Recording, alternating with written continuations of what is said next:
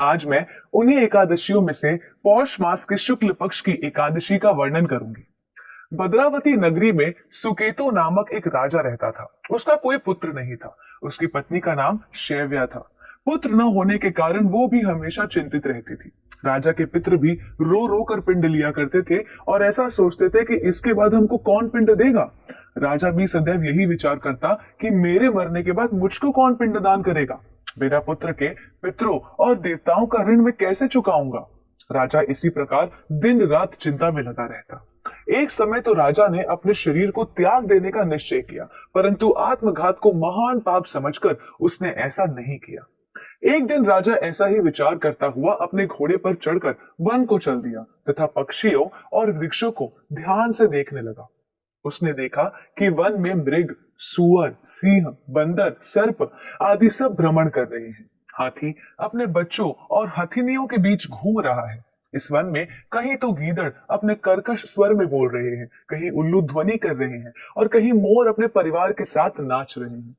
One के दृश्यों को देखकर राजा और ज्यादा दुखी हो गया कि उसका पुत्र क्यों नहीं है। इसी प्रकार आधा दिन बीत गया। वो सोचने लगा कि मैंने कई यज्ञ किए, ब्राह्मणों को स्वादिष्ट भोजन से तृप्त किया, फिर भी मुझको दुख प्राप्त हुआ। क्यों? राजा प्यास के मारे अत्यंत दुखी हो गया और पानी की तलाश में इधर उधर फिरने लगा। थोड़ी दूरी पर राजा ने एक सरोवर देखा। उस सरोवर में कमल खिले थे तथा सारस, हंस, मगरमच्छ आदि विहार कर रहे थे।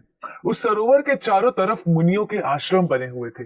उसी समय राजा के दाहिने अंग फड़कने लगे। राजा शुभ शकुन समझकर घोड़े से उतरकर मुनियों को दंडवत प्रणाम करके बैठ गया।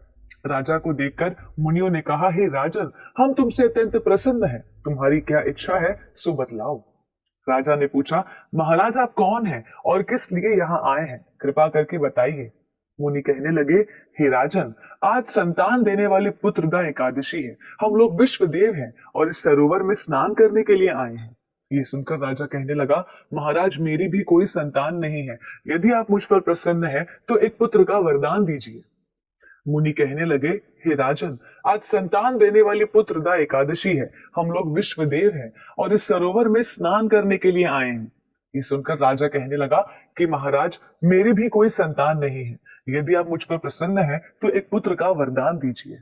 मुनि बोले, हे राजन, आज पुत्रदा एकादशी है। आप अवश्य ही इस व्रत का पालन करें। भगवान की कृपा से आपके घर में पुत्र होगा।